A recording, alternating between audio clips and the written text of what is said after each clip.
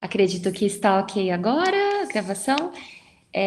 Bom, então, agora que começou a gravar, só para deixar registrado. Então, estamos aqui no encontro com a Lisa Catamari, né? É assim que se fala. É uma estudante da pedagogia da Unimore, que é uma universidade da cidade de Reggio Emilia, Itália. Ela está fazendo intercâmbio no Brasil, na UFSCar. É, Estamos podendo aprender muito com ela nesses dias e nós teremos agora essa conversa onde ela vai contar para a gente um pouquinho de como funciona o sistema escolar italiano. Tem algumas coisinhas que são um pouquinho diferentes aqui da nossa. E esse momento, né, que é um diálogo, no qual a gente vai poder aqui estar discutindo nosso contexto, né, o brasileiro e o contexto italiano. E qualquer dúvida, vocês podem estar colocando no chat. A lista de presença também iremos colocar no chat para posterior enviar por e-mail. E agradecemos a presença de todos e todas. Agora a Lisa vai começar a apresentação. Obrigada. Muito obrigada. Passaremos então a palavra para a Lisa. Muito obrigada, Lisa.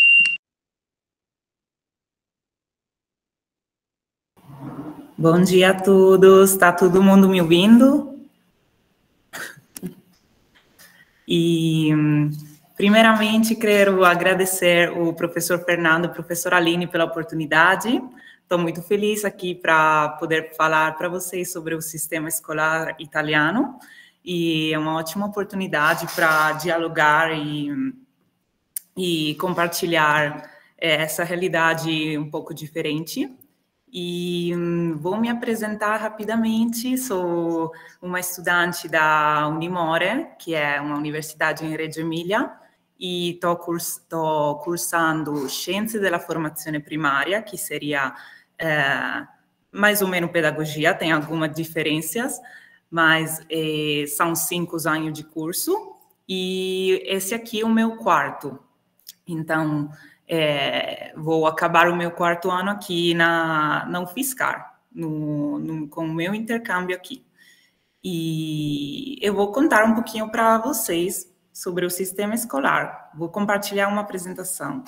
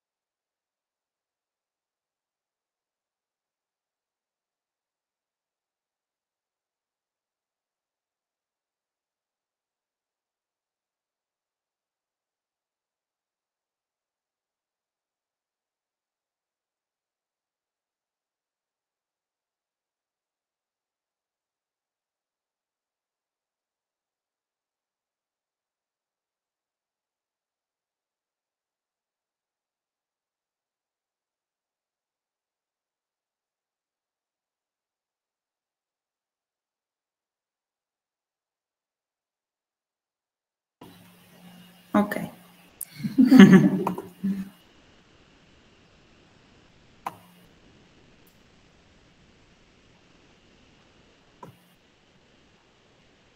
Oi?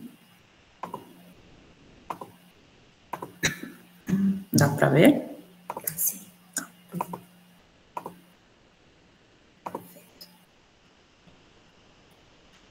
Ok. Agora vou apresentar primeiramente a estrutura do sistema escolar na Itália, e é dividido assim. Os primeiros 3 anos das crianças são no nido de infância, e depois tem a instrução pré-escolar, que não é obrigatória e se chama Escola dell'Infanzia, e a escola obrigatória começa com 6 anos de idade até 11, que é a escola primária, e depois tem a instrução secundária do primeiro grau, de 11 até 14, a escola média, e de segundo grau, de 14 anos até 19, escola superior. E os anos obrigatórios são 10, de 6 anos, com o começo da escola primária, até 16 anos. E com 16 já uma pessoa pode conseguir um certificado para terminar o percurso escolar. E, enfim.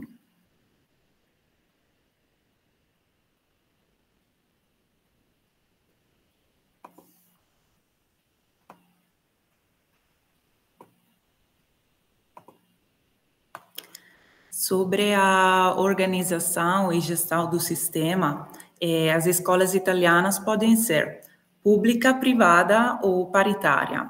A escola pública é uma escola que é financiada pelo Estado e é gestida pelo Ministério da Instrução e da Formação. Então, não precisa... É tudo gratuito, os livros para a criança também, só precisa de pagar uma pequena taxa no começo e é o Ministério que vai decidir quais são os conteúdos para ensinar, quais são os programas do ensino. E na escola privada, a escola privada tem independência econômica e também de orientação cultural pedagógica. E a escola privada precisa que seja a família a financiar a instrução das crianças. E outra coisa, os professores não são selecionados pelo concurso público, como na escola pública, mas são selecionados por meio de experiência e currículo. E a paritária é também muito parecida com a pública, só que geralmente nasce por causa de associações, fundações e sociedade, e também recebe alguns financiamentos pelo Estado, mas tem uma autonomia própria. E sobre a administração, como eu estava falando, referente à escola pública, o nível central seria o Estado, o Ministério da Instrução, e que vai organizar todos os ensino público. E cada região tem o USR, que seria o Ufficio Scolastico Regional, e que tem que verificar que a normativa nacional seja respeitada em cada escola. E no nível local, as escolas são geridas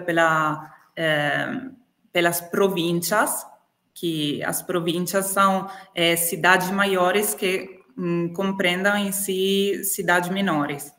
E em cada província tem institutos. Os institutos têm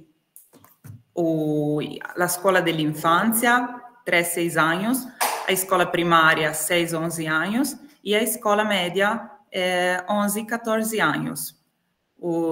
São organizados assim. Os institutos. Isso para garantir uma continuidade no ensino, de 3 até 14 anos. E para começar na faixa 06,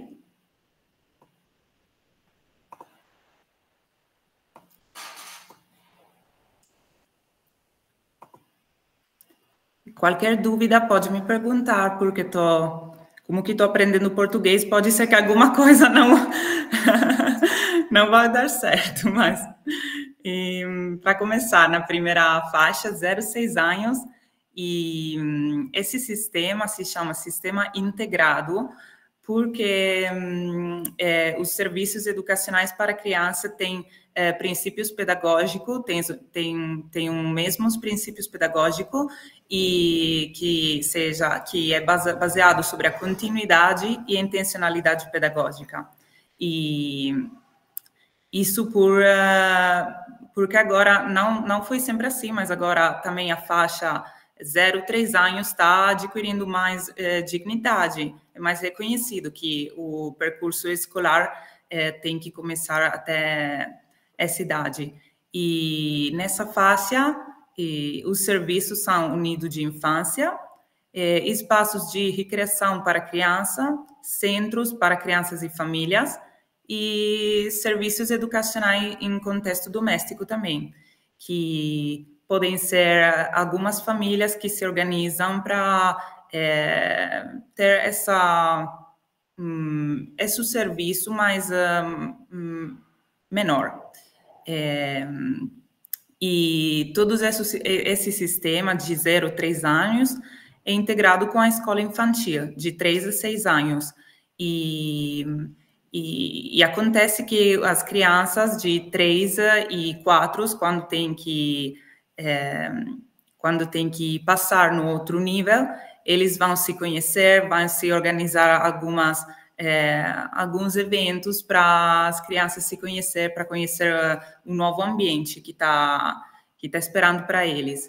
E o Nido de Infância e a Escola Infantil compartilham os mesmos princípios sobre a importância da autonomia, o desenvolvimento cognitivo, afetivo, relacional, e também eles compartilham a importância do ambiente, do ambiente que tem que ser em uma contínua mudança para permitir o desenvolvimento das crianças.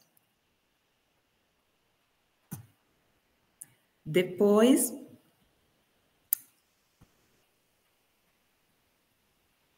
antes de falar sobre a escola infantil e a escola primária, e queria falar sobre esse documento muito importante que é emitido pelo Ministério da Instrução e si chama Indicazioni Nazionali per il Curriculum della Scuola dell'Infanzia del primo ciclo di istruzione, e esse documento é orientador pela faixa de 3 anos até 14. E as sessões são Cultura, Escola e Pessoa para uma Nova Cidadania. Essa introdução do documento é muito importante para ter uma visão sobre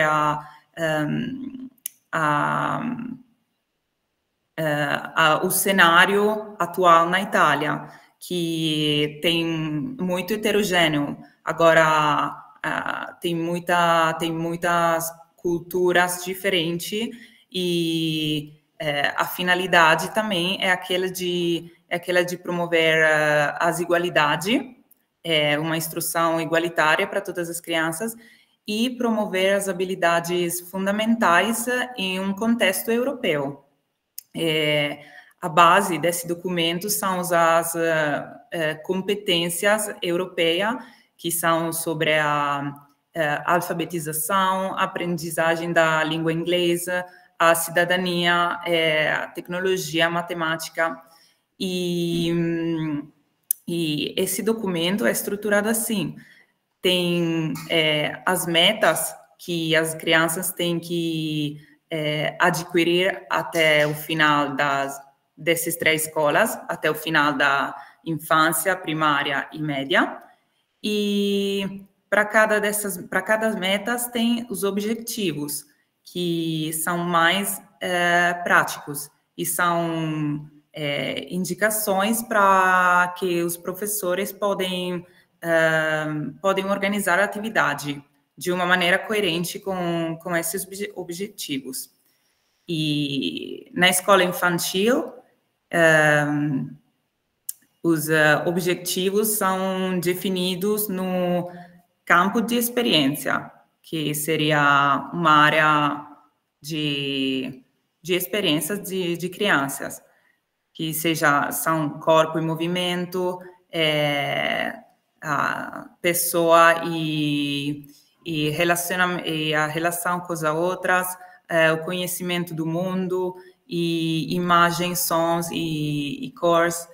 E pela escola primária e secundária, esses objetivos são definidos pelas disciplinas, as várias disciplinas, italiano, matemática, inglês e tecnologia. E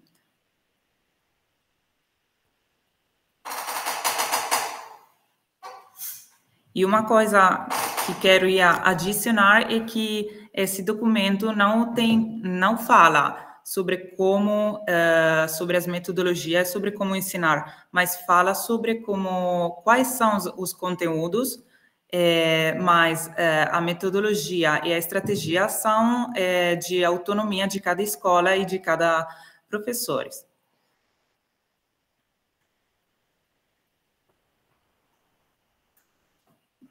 Por isso que foi emitido um outro documento que cada instituto tem, que é o planejamento da oferta formativa. E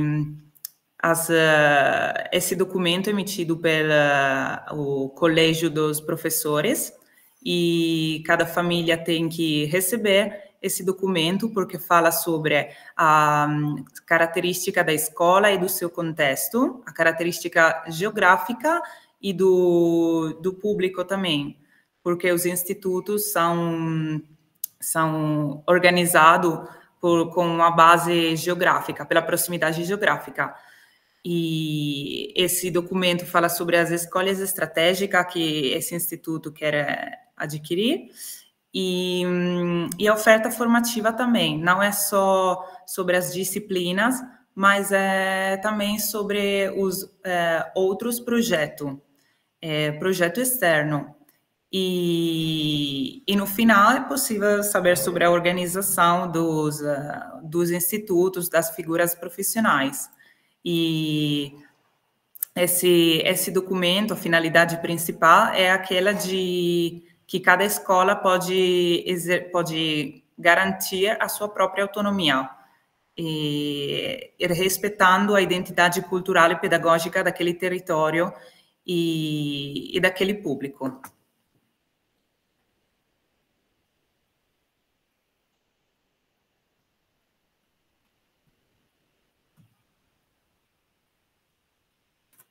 Agora, eu falei das indicações nacionais e do planejamento da oferta formativa, e esses dois documentos vão orientar a escola infantil, a escola primária e a escola média.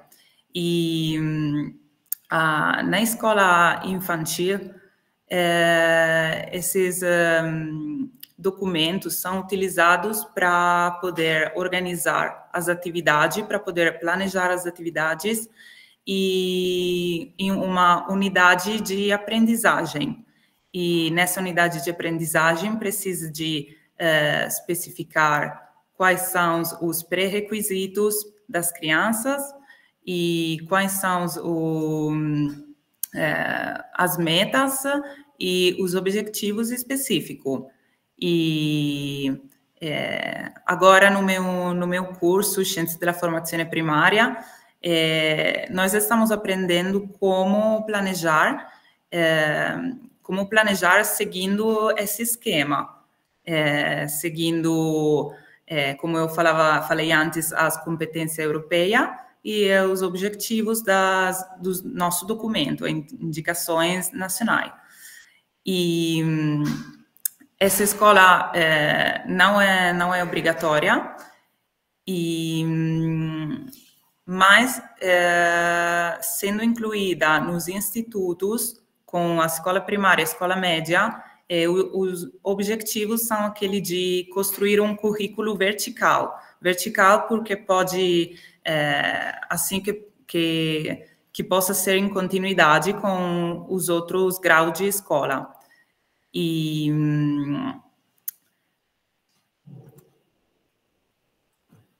E dois aspectos muito importantes da escola infantil são a organização do ambiente e a documentação também.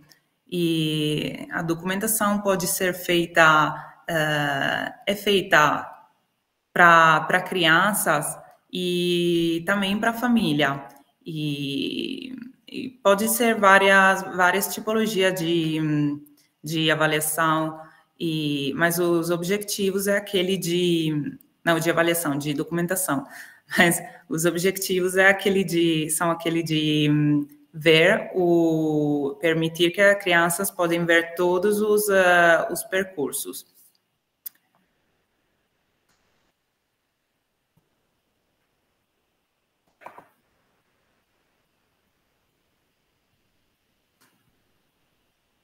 E assim como a escola infantil, a escola primária também precisa de atividade que sejam planejadas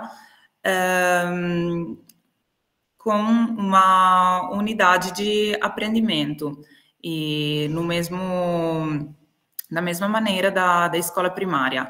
E só que uma grande diferença está na avaliação, que agora sempre foi com nota numérica, e agora mudou, e tem que ser diagnóstica, formativa e somativa, e a avaliação diagnóstica é para avaliar os pré-requisitos das crianças, e aquela formativa para ver se os objetivos traçados no começo estão sendo alcançados pelas crianças, e essa avaliação é constituída pelo feedback que um professor tem que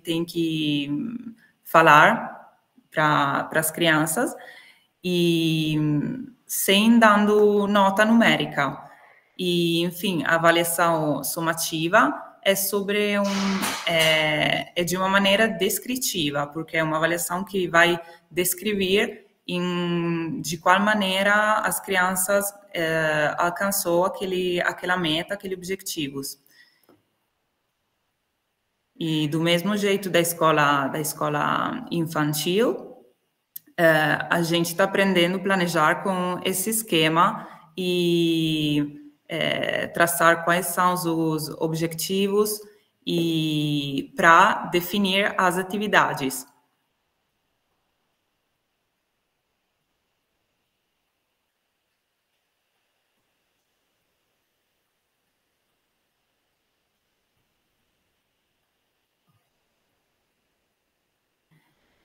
E para falar sobre a avaliação do sistema educacional, e as provas em Valse são um sistema que é realizado pelo Instituto Nacional de Avaliação, e o objetivo é aquele de avaliar se as fragilidades ou não do sistema, em uma perspectiva para melhorar o sistema. E é feito na escola primária, na segunda classe e na quinta, sobre o italiano e matemática. E essas provas vão dar resultados sobre, sendo nacional, vão dar alguns resultados sobre a eficácia do sistema escolar. E essa aqui é uma apresentação geral sobre o sistema escolar. Se alguém tem alguma dúvida ou alguma curiosidade, pode me perguntar, porque falar sobre todos os... Ai, a Letícia.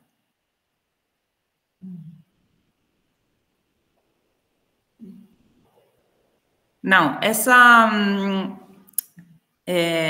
essas provas, Letícia, é só para a escola pública, porque as escolas privadas não podem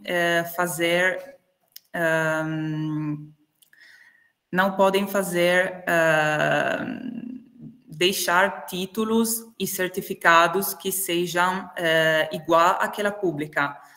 Por exemplo, as crianças, os alunos que fazem uma escola privada, no final, têm que fazer uma prova em uma instituição pública, para que seja validado. Então, é só pelo sistema público estadual.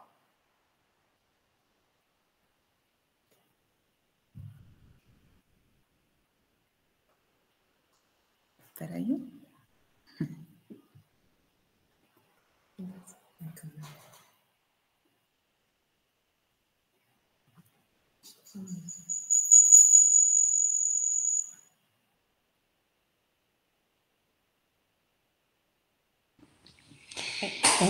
Lisa, eu tenho uma dúvida. Você falou que não é bem pedagogia o curso que você está fazendo, que é um pouquinho diferente. Você poderia explicar um pouquinho para a gente dessa diferença?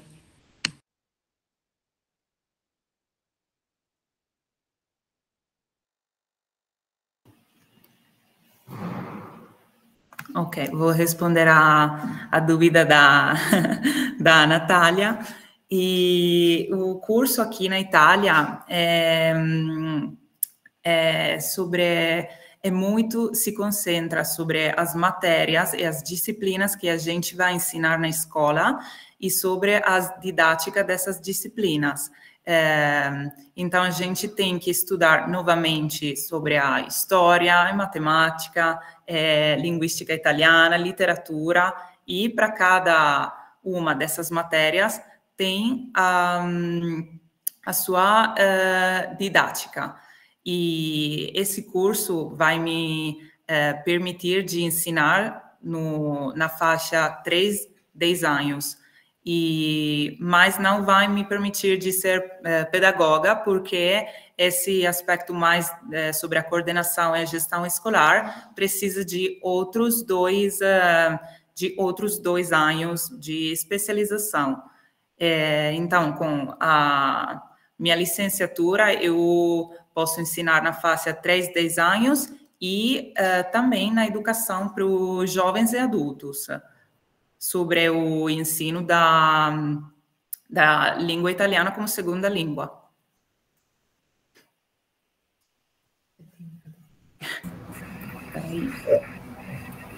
Posso só complementar aí um pouquinho o comentário da Lisa? Quem fez pedagogia aqui no Brasil, né? Quem fez pedagogia no Brasil na década de 90, por exemplo, vai se lembrar das antigas habilitações. Ou seja, você fazia uma base, um curso de base, pedagogia, e depois você fazia opção por algumas, a gente chamava de habilitações. A Aline, por exemplo, fez várias. Você poderia fazer administração, antigamente tinha orientação vocacional, tinha educação infantil, enfim. Então, você tinha um conjunto de, as chamadas habilitações, que ia direcionando, né, a profissional para um determinado caminho de trabalho. Né. Com o tempo, as habilitações caíram, a gente perdeu nessa estrutura das habilitações e passamos a ter um curso único de pedagogia, que é o que a gente tem atualmente, que é em 4 anos, mais ou menos em 4 anos, pode ser em 3, pode ser em 5, como é o caso da UFSCar, é muito em função da carga horária, né. Você forma um profissional, pedagogo, pedagogista, como se diz na Itália, para atuar em todos os campos ou em todas as áreas que compreendem esse campo profissional. Então, você pode trabalhar como gestor, você pode trabalhar na educação infantil, nos anos iniciais, enfim. Na Itália, a gente tem, né, salvo engano, Liz, acho que vocês têm aqui o curso de ciência da educação, né, que seria em tese, seria o nosso curso de pedagogia, né, mas que tem um perfil mais para o bacharelado do que propriamente para a licenciatura, né? E você tem os cursos, né, com essas especificidades. Então, você tem, né, o curso que a Elisa está fazendo, que foca, na verdade, aí a escola primária. Você tem o curso que vai focar, né, a educação infantil, propriamente dita, o NIDO, e assim por diante. Então, essa é uma diferença. Ou seja, então você tem lá um curso de 3 anos, 5 anos, no caso da Lisa, né, em que você tem uma formação mais alongada e mais aprofundada para trabalhar diretamente com aquele recorte do campo profissional, né? Então, é mais ou menos essa é como se nós aqui, nos tempos de habilitação, tivéssemos aí 5 anos para estudar educação infantil, para estudar gestão, um pouco essa ideia do que se tem em termos de estrutura aqui na Itália, no que diz respeito às licenciaturas, né? Fundamentalmente no campo da pedagogia. Tá? Acho que é um pouco isso. Perfeito. Lisa, professor. A Cá tem uma dúvida? Sim, em relação, quando tu falaste, Lisa, sobre as avaliações, né, que são 3 tipos, diagnóstica, formativa e somativa. No Brasil também há esses 3 tipos, só que com algumas diferenças. Só que eu queria entender melhor a somativa na Itália, porque tu falaste que é base descritiva e a formativa é um feedback. O feedback também não seria descritivo, então qual é a diferença entre essas duas, a formativa e a somativa? Porque no Brasil também existe a diagnóstica que a gente realiza com as crianças para até ver quais são os conhecimentos prévios que ela já tem. Também existe essa formativa, a somativa ainda é em notas, né, numérica, de 0 a 10, mas eu fiquei um pouco em dúvida em relação a essa formativa e a somativa do feedback descritiva que você falou.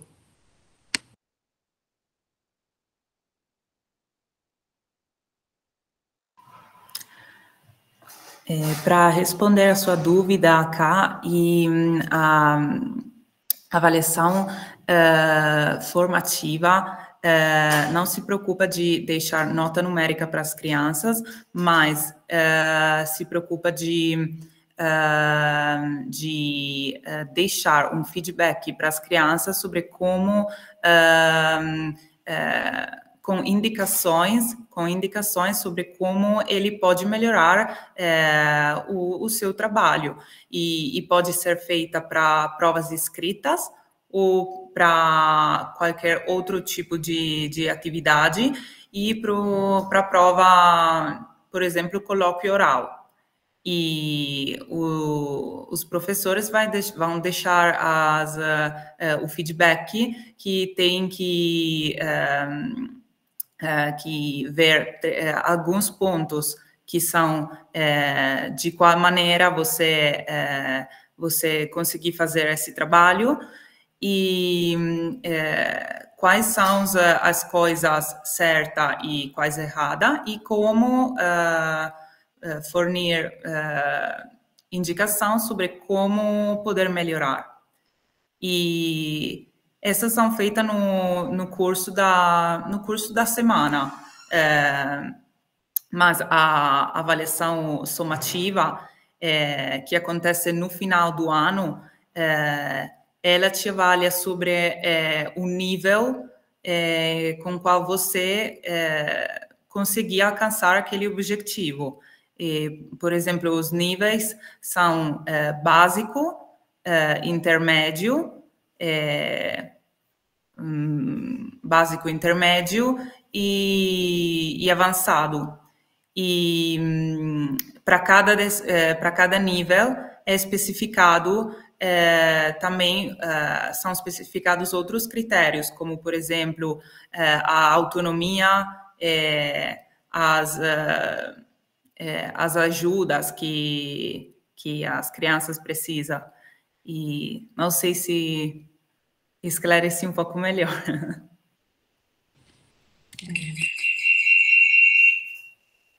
Sim, Luísa. Você esclareceu sim. Muito obrigada pela informação. Que a somativa aqui é muito mais ao final do ano, de forma mais descritiva, justamente é uma forma também de utilizar tanto a diagnóstica, que foi lá com o início com as crianças, como também a formativa. Então, é como se fosse uma união. Penso que é dessa forma. Tem uma questão que a gente acabou pulando, do Leandro Zaniolo. Ele pergunta como ocorre o atendimento escolar inclusivo para crianças com deficiência.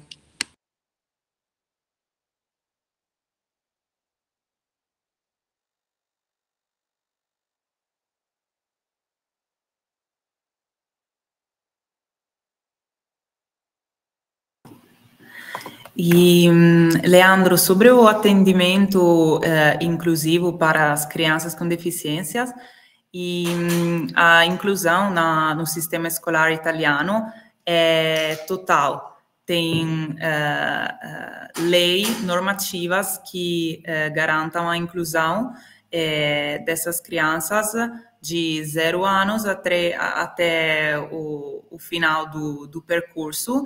E eles são atendidos para as duas figuras profissionais, que são em italiano se chama insegnante di sostegno e o educador.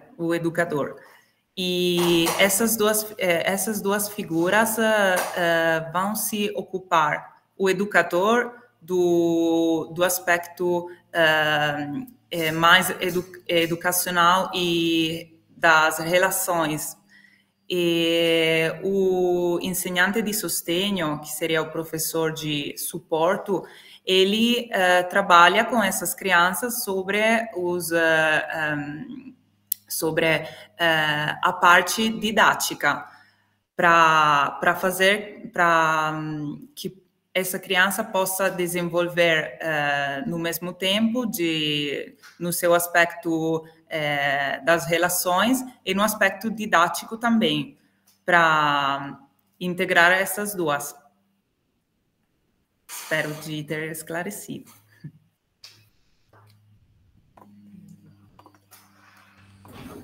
Me parece muito, muito próximo do que a gente tem aqui em termos de estrutura, né? Ao menos essa ideia de que seria o nosso caso aqui, seria o professor de educação especial, né? E que faz esse acompanhamento integrado à classe, junto ao pedagogo, para dar o suporte às crianças que portam, não sei exatamente agora, porque vou usar uma expressão que eu não sei se é a mais adequada, me perdoe, né, das crianças que portam alguma necessidade especial, alguma deficiência. Né. Acho que tem uma pergunta da Letícia, se não estiver enganado. Um momento, antes da gente passar para a pergunta da Letícia, sobre esse ensino das crianças com deficiência, aqui no Brasil tem a questão do AE, educacional especializado. Então, é no contraturno. A criança vai de manhã, né, para a escola, regular, né, nas turmas regulares, e pela tarde ela vai para o AE. Quando você fala que existe o educatore, né, ele fica com a criança ao mesmo tempo? Por exemplo, se a criança vai para a escola de manhã na escola regular, os dois ficam ao mesmo tempo em turma? Ou também há essa diferença entre de manhã e o AE de tarde, no contraturno? É um ensino, então, mais colaborativo? Como...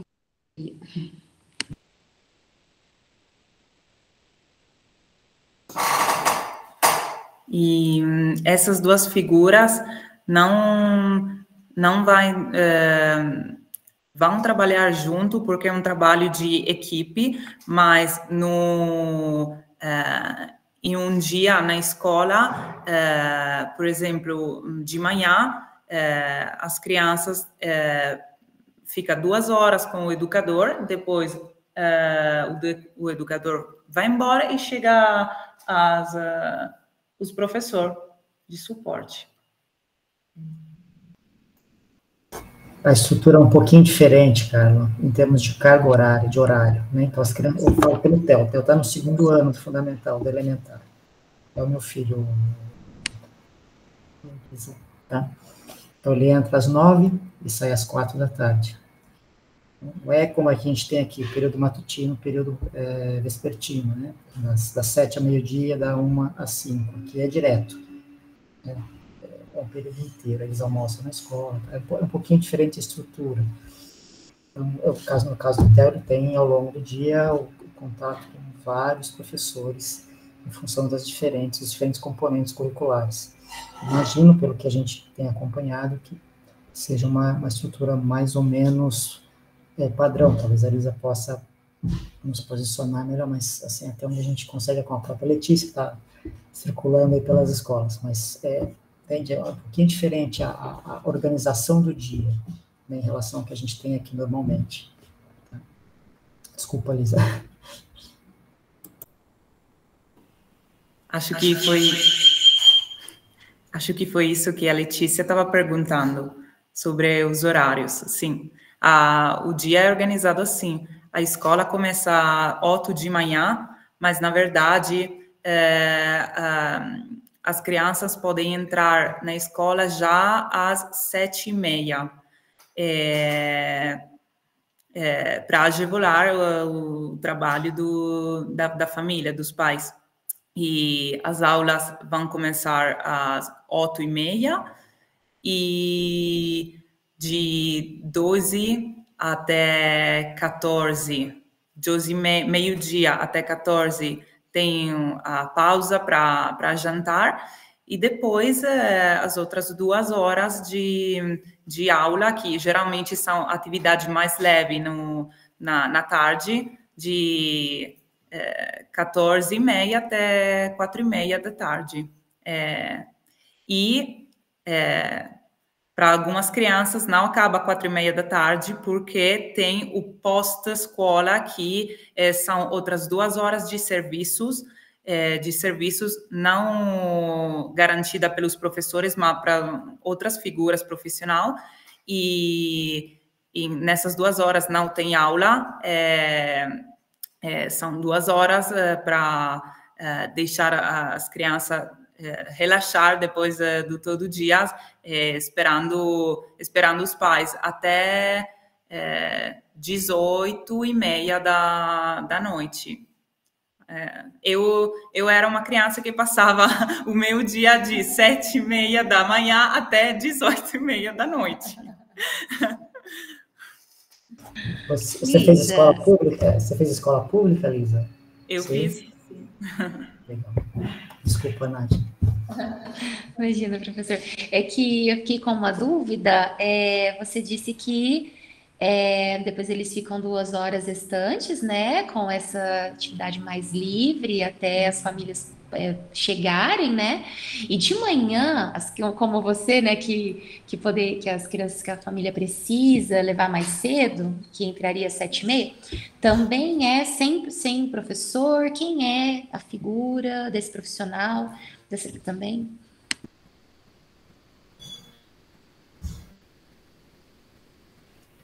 Geralmente, essa figura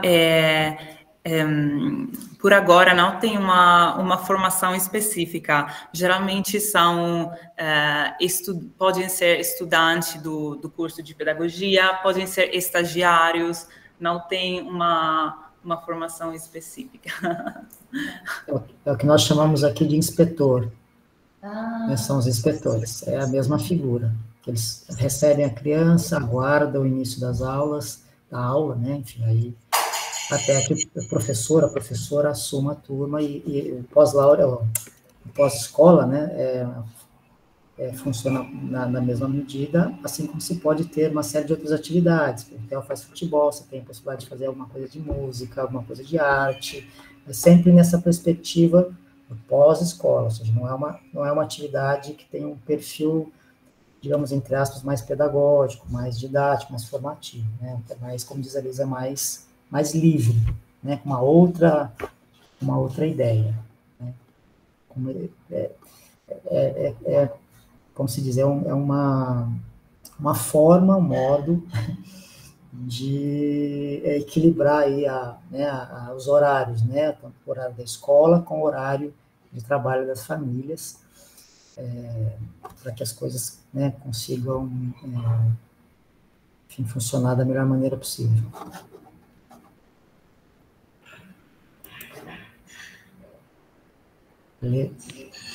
Letícia? Oi, gente, tudo bem? Oi, Lisa, prazer. Acho que eu tenho vivenciado um pouquinho as escolas aqui de Régio, né, de educação infantil. Terminei a coleta empírica em uma delas e hoje iniciei na outra, até por isso o meu atraso.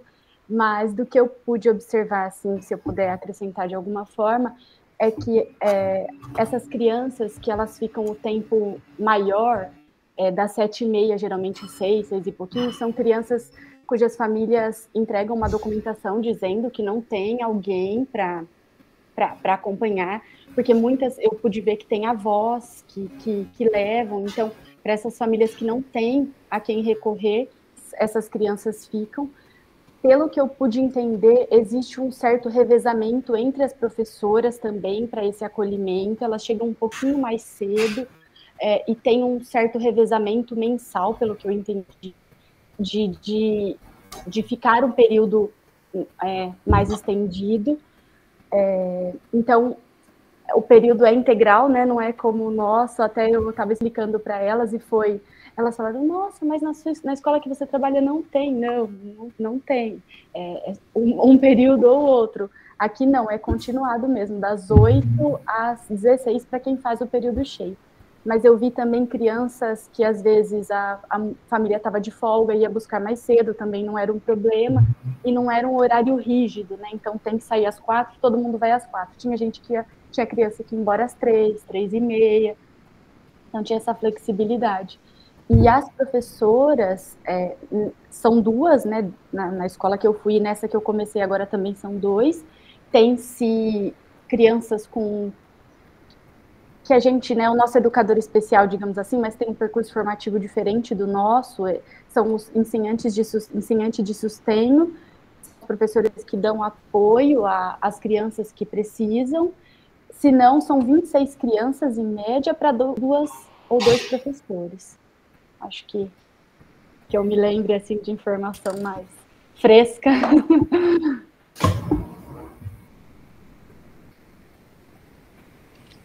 Nossa, é muito bom.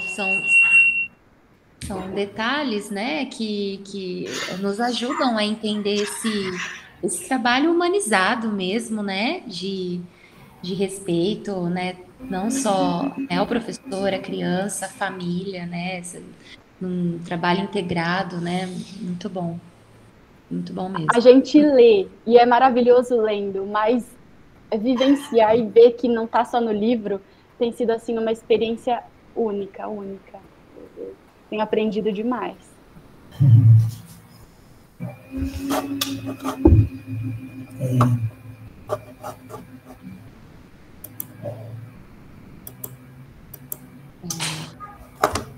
Professor Fernando, alguma coisa? Não, eu fiz só um comentário que eu acho que é importante, penso que seja importante, que depois a Lisa responde aqui, a Letícia Nades. É só um comentário bem rapidinho, né? A Lisa comentava, né, ao longo da apresentação dela, que a etapa da educação infantil, né, nós chamamos de educação infantil no Brasil, né, que é o nível de escola da infância etária, não são etapas obrigatórias, ou seja, a família não é obrigada a matricular a criança antes dos 6 anos na escola.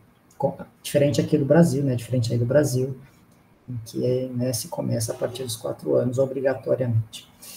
Mas a lei está mais envolvida, né, não me lembro assim com precisão os dados, mas talvez a própria Lisa possa ajudar, mas a par da não obrigatoriedade, taxa de matrícula, a taxa de crianças nessa faixa etária de 0 a 6 frequentando a escola, entre aspas, é muito alta, é muito grande. né? E salvo engano, né, pelo que a gente vinha conversando com os colegas aqui, Lourenço, o próprio Antônio, etc., há uma meta que ainda precisa ser alcançada, né, que é uma meta posta pela União Europeia. Régio me parece que já está acima, né, daquela meta proposta. A Itália, no geral, né, na média geral, ainda me parece que não. Mas a porcentagem é, de fato, muito, muito alta. Ver aí os 100%, né, praticamente em Reggio Emilia. Então, é uma coisa intensa. Vai lá, Carla. Eu tenho uma dúvida em relação à documentação que foi apresentado. Mas antes, Lisa, responde a Letícia e depois eu faço a minha pergunta, porque dela tem mais relação com o momento.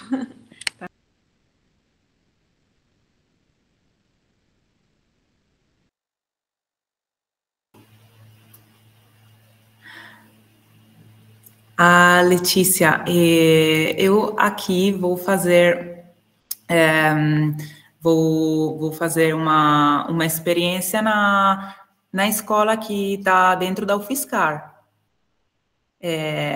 porque precisa para das matérias que eu estou fazendo aqui.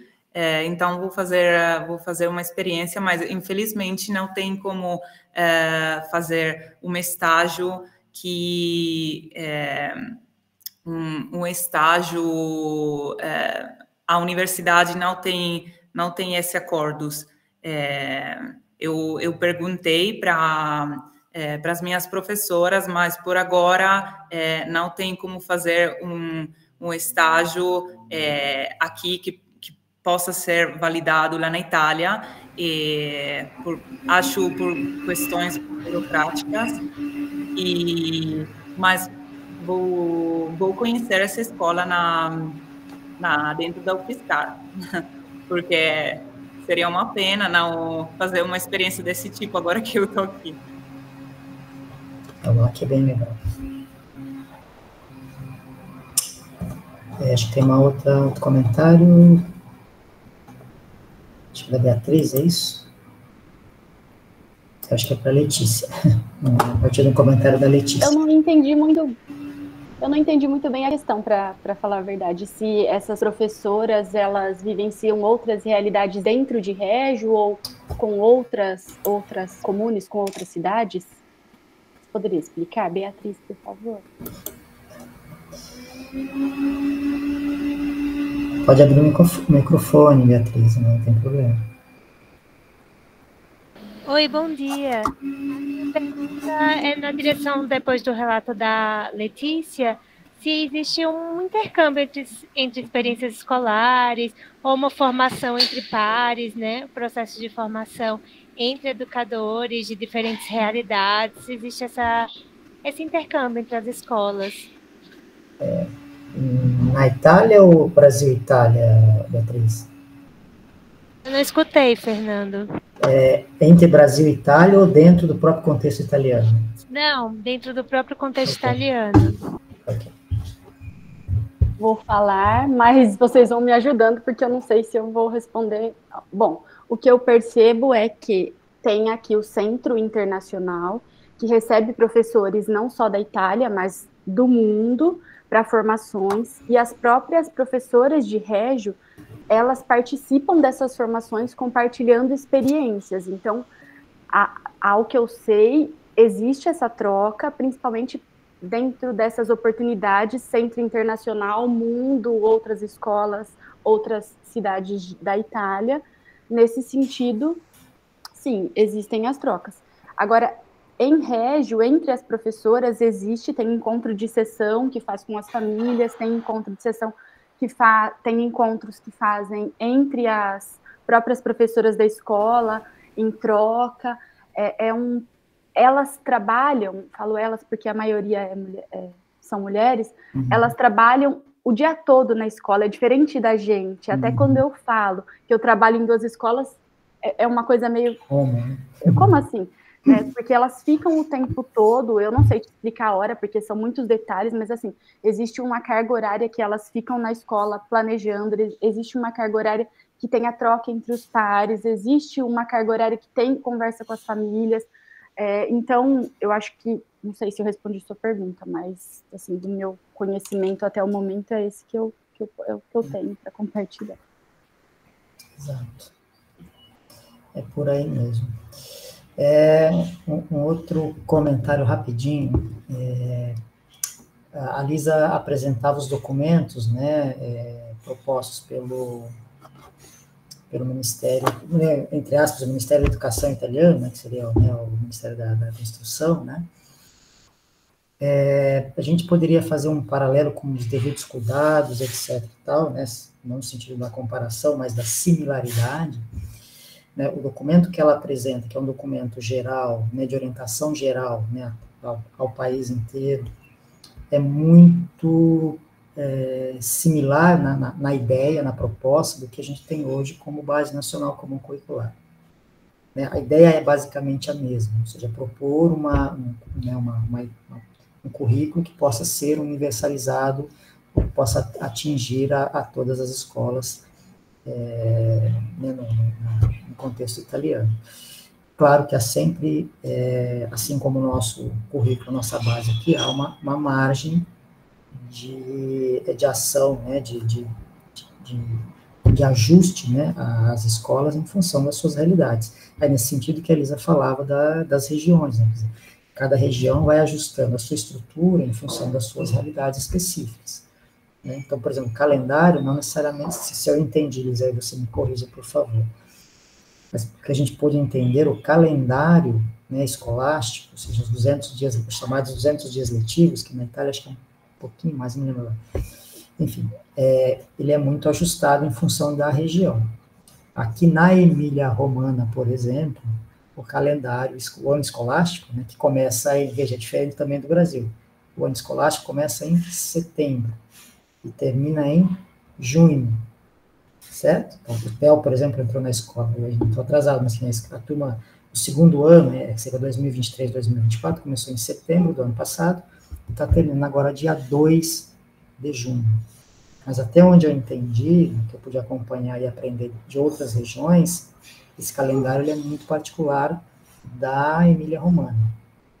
Ou seja, cada região vai ajustando aí a sua dinâmica em função da sua realidade.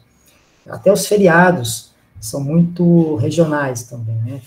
Tem região que como é que se diz, que acolhe determinados feriados, tem região que não.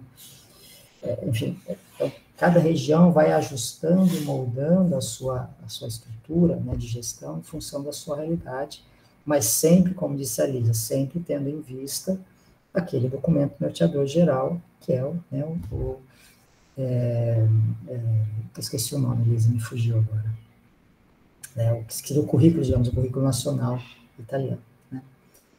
Uma outra mudança que a Lisa lembrou bem, já passa a palavra, Nath, a mudança, né, do 0 a 6, o Sistema Integrado 0 a 6, que é uma estrutura relativamente nova, né, coisa de... Quando nós estávamos na Itália em 2020, eles estavam começando estavam estruturando esse documento, se não me falha a memória, mas que faz uma mudança muito significativa no modo de compreender, né, esse percurso do 0 aos 6 anos, que até então era fragmentado, ou seja, não havia um diálogo entre a chamada creche, o nido, e a pré-escola, a escola da infância, e aí eles fizeram uma mudança na perspectiva de dar essa continuidade, que deve, como disse a Elisa, seguir até o final do ciclo escolástico. Então, é uma outra aspecto. Aliás, o nosso documento, a nossa base, principalmente no que tange à educação infantil, guarda uma relação muito íntima com esses documentos que são orientadores aqui na Itália. O exemplo é similar, não é igual, tá? Existe uma similaridade, existe uma adesão. Como, por exemplo, a ideia dos campos de experiência. Né? Itália. Lisa, antes de complementar, né, o professor até estava falando sobre os documentos, é uma dúvida que eu fiquei. Quando tu apresentaste todos os documentos, teve o currículo maior, que inclusive a gente faz essa questão de similaridade, como o professor falou. Tem a BNCC, que é a educação infantil, entra a educação básica como um todo, e também ainda tem aqui as diretrizes, né, as DECNE, Diretrizes Curriculares da Educação Infantil. Quando você depois traz o PTOF, que agora esqueci o que significa a sigla, você fala que é justamente para dar autonomia para as escolas.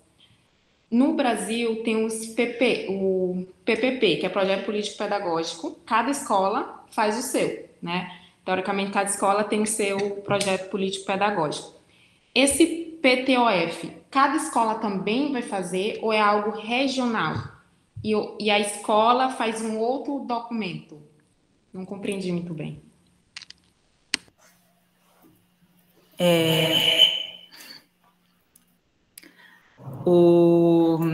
Esse plano da oferta formativa é organizado pelos institutos.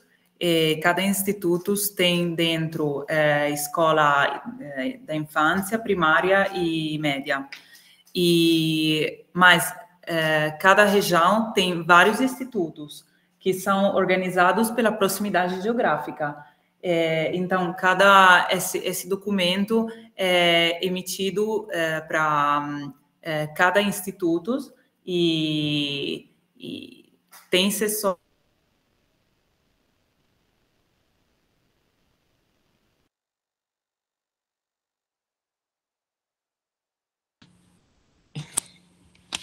Pode falar. Okay. Pequeno imprevisto. E cada instituto tem a sua a sessão para falar da sua escola da infância, a sua escola primária e a sua escola média. Mas é um instituto que emite esse documento, porque é muito importante a proximidade geográfica para que esses ordens de escola sejam em continuidade. Não sei se expliquei.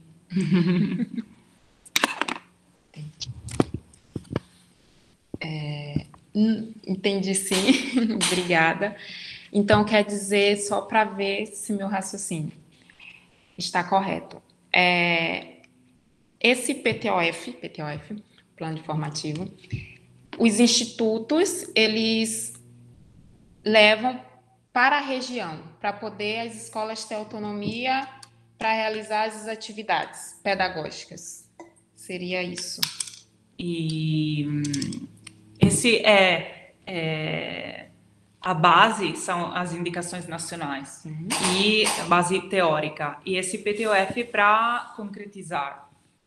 Mas tem, tipo, na minha região Emília-Romagna, tem vários institutos, não sei o número, porque acho que seja muito alto, mas cada um tem esse projeto concreto, operativo.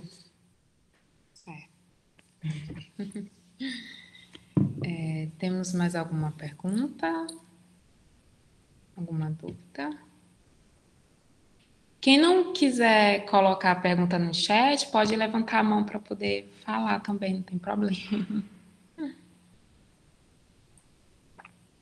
10 e 15. Acho que não tem mais nenhuma dúvida. Professor, o senhor quer falar alguma coisa? Lê. Pode falar, Lê. Eu estava aqui procurando, porque eu não lembro se é projeto educativo ou projeto pedagógico. As escolas têm de régio também. Não tem a parte política, como tem o nosso, que eles até acham que é um ponto muito positivo, nós aí no Brasil termos o termo político dentro desse projeto que rege as escolas, digamos assim. Tem aqui também. Eu só não lembro se chama projeto educativo ou projeto pedagógico. Eu estou até procurando aqui para falar com mais precisão.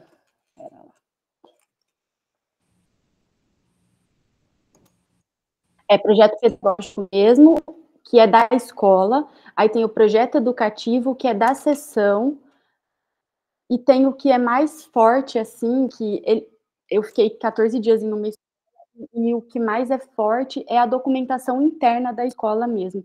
São esses que meio que movem a escola, é a documentação mais importante, são aquelas documentações que a gente vê o final, geralmente, quando é possível comprar, é o final. Mas existe é um projeto muito profundo, muito estruturado, é de fato um projeto de pesquisa que me ajuda com a palavra que me fugiu em português, mas que envolve, envolve todo mundo, envolve a família, envolve os estudantes, envolve os professores, o projeto, ele é o mais... De fato, é isso que a Letícia falou mesmo, Carla. Você tem um projeto, se você entra no site das escolas, mesmo as privadas, você consegue acessar esses documentos, cada um vai ter lá uma organização descrita, digamos assim, mas o fio condutor é exatamente o mesmo, é o que dizia a Lisa, que são os documentos gerais, que indicam que deve ser, entre aspas, ensinado ao longo daquele período, né, do primeiro ano, segundo ano, terceiro ano, quarto ano, né, é basicamente a mesma ideia, a mesma história, né, a mesma estrutura. E claro, ele tem a particularidade da escola, a forma como ela entende o processo de ensino-aprendizagem, enfim, verso, etc. e tal. Mas, a par dessas particularidades, né, de cada uma das escolas, o percurso é basicamente o mesmo. Em relação ao italiano, em relação ao inglês, em relação à matemática, em relação, enfim, aos demais, geografia, história, isso falando, né, do elementar, e aí quando a gente chega quando a gente vai para a educação infantil, aí você entra nos campos de experiência, etc. Eles são bastante, que a gente percebe que há como eu vou dizer, um cuidado muito grande e uma amarração muito bem feita entre o documento geral e aquilo que a gente vai observando como proposta de cada uma das escolas. Né?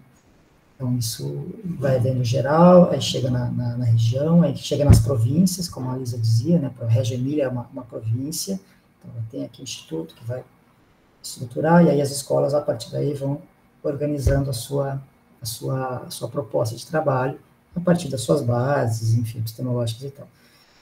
Mas nenhuma delas vai escapar daquilo que propõe o documento geral apresentado pelo Ministério da Instrução.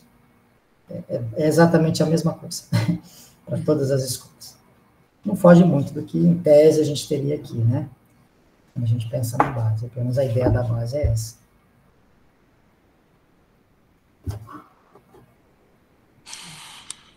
Pode perguntar, Ellen, fica à vontade. Oi, bom dia, gente. Oi, Lisa. Oi.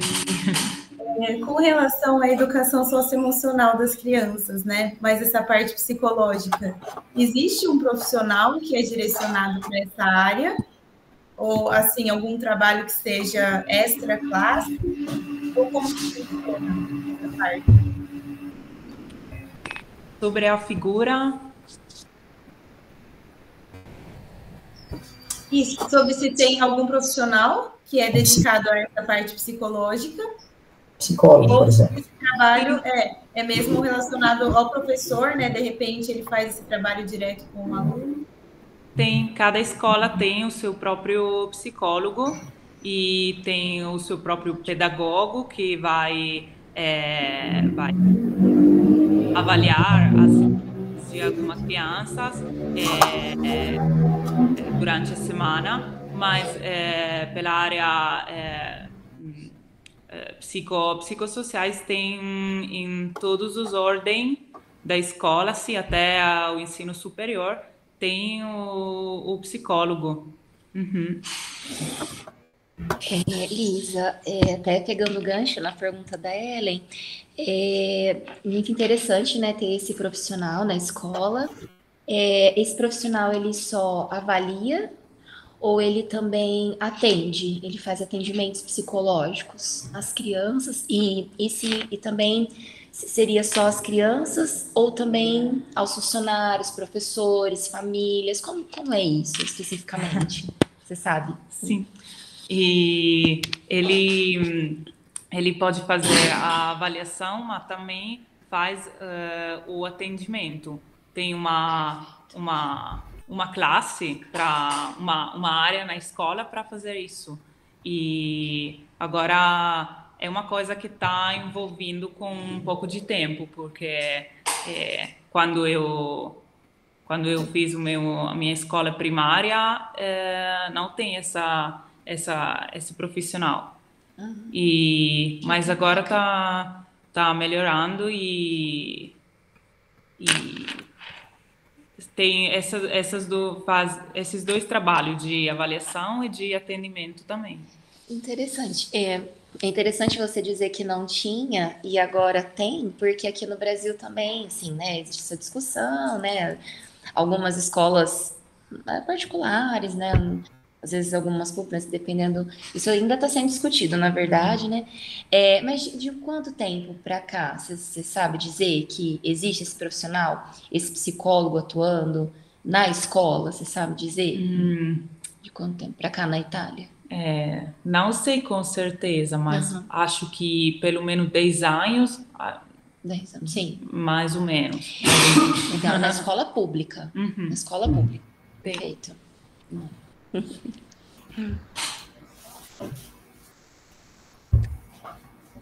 Mais alguma dúvida? Bom, eu acredito que se não houverem, né, mais dúvidas, que nós poderíamos encerrar, né, essa conversa. Foi muito bom, Lisa. Nossa, nós gostaríamos de agradecer ao professor Fernando aqui presente, à professora Aline, né, que estão sempre aí nos conduzindo, né, nos direcionando, né, nos ensinando da melhor forma, acreditando em nós. Isso é maravilhoso. A presença da Lisa aqui conosco, né, ter aceitado esse convite, foi maravilhoso. Agradecer, né, a presença de todos e todas que participaram desse momento conosco, né? O Tiago também, né, participando aqui conosco. Muito bom, acabamos envolvendo, né, o grupo, isso é muito bom. E é isso, acredito que nós poderíamos então finalizar. Cá tem um pouco para colocar. Só uma questão que nós colocamos aqui no chat, a lista de presença. Então, quem não preencheu, pode estar preenchendo, tá? Que o certificado a gente vai enviar mesmo por e-mail. E, no mais, é só agradecer a disponibilidade da Lisa em poder dialogarmos um pouco sobre esse panorama da organização na Itália, da educação das crianças. Esperamos, né, que todos tenham aproveitado e gostado. Eu agradeço muito vocês. E muito obrigada pela paciência também, porque acho que entender esses pequenos detalhes não seja fácil, mas foi muito bom. E agradeço mais uma vez por essa oportunidade. Muito bom. Então, encerramos aqui. Muito obrigada e tchau. Tchau, gente. Obrigado, Lisa, Carla, Natália. Tchau, tchau. Tchau, tchau, gente. Obrigada. Tchau, obrigada. Tem que desligar a gravação. Tem uma pergunta aqui, gente. Do Leandro. Peraí, que eu acabei de ler. Até quando os brasileiros permanecerão na Itália? O professor Fernando e a professora Aline voltam mês que vem, em junho, e eu em outubro deste ano. Lisa, espero conhecê-la pessoalmente. Eu também. Eu estarei aqui em outubro. Então vou te conhecer. A gente vai se conhecer. Muito curiosa de saber sobre a sua experiência.